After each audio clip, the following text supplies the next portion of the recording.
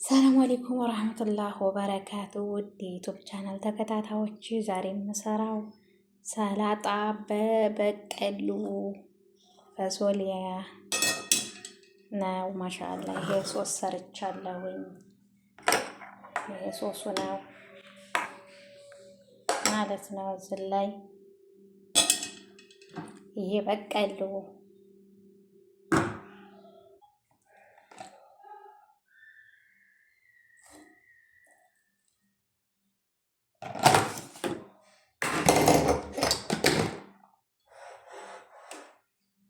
እዚህ ላይ መኮረኒ አለ።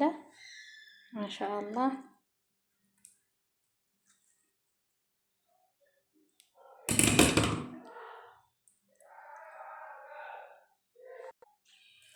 ማሻአላህ ተባረካላ።